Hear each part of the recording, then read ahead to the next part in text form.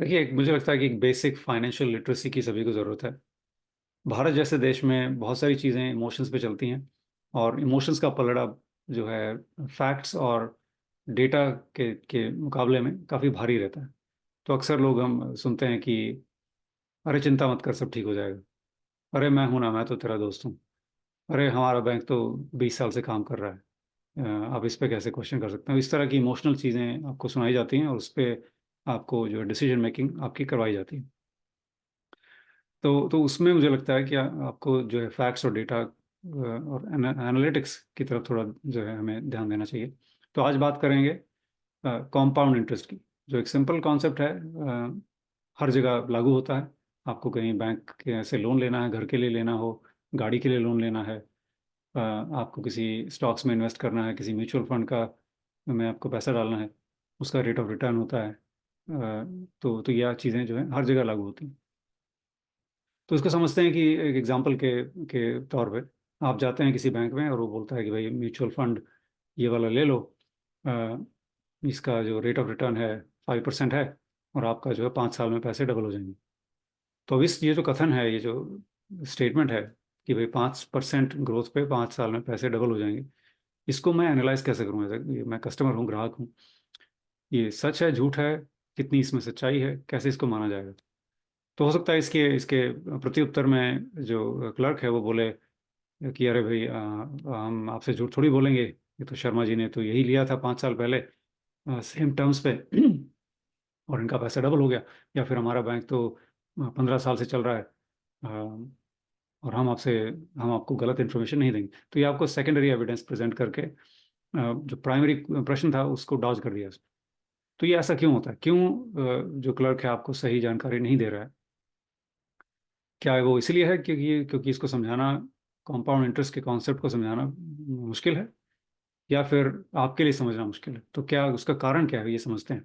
उसके बाद मैं आपको एक बहुत ही सिंपल टिप देता हूँ, जो कि यूज़ करके आप इस तरह की चीज़ों को बात करते करते मेंटली ही आप इवेल्युएट कर पाएंगे कि ये सच है, पॉसिबल है, नहीं है।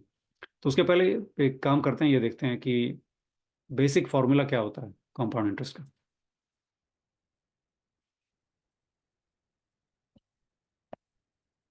तो ये देखिए, कंपाउंड इंटरेस्ट ये है, प्रिंसिपल आपने जो लगाया मल्टीप्लाइड बाय 1 + R/100, आर हो गया आपका रेट। तो इस एग्जांपल में 5%, एन हो गया नंबर ऑफ ईयर्स, तो नंबर ऑफ ईयर्स 5 साल हो गए। तो इस क्लर्क का जो कहना था वो ये था कि 5% R = 5 और N = 5 ऑल्सो। ये अगर इस फॉर्मूला में डालेंगे तो हमारा जो ए है वो पी से डबल हो जाएगा। तो क्या ये पॉसिबल है? इसका आंसर करने के लिए आपको चाहिए होगा कैलकुलेटर, और हो सकता है कागज और पेन भी चाहिए हो कन्विंस करने के लिए खुद को। तो ये सब एक्सरसाइज करने के लिए एक सामान्य जो व्यक्ति है, क्या वो तैयार है? क्या उसके पास इतना समय है?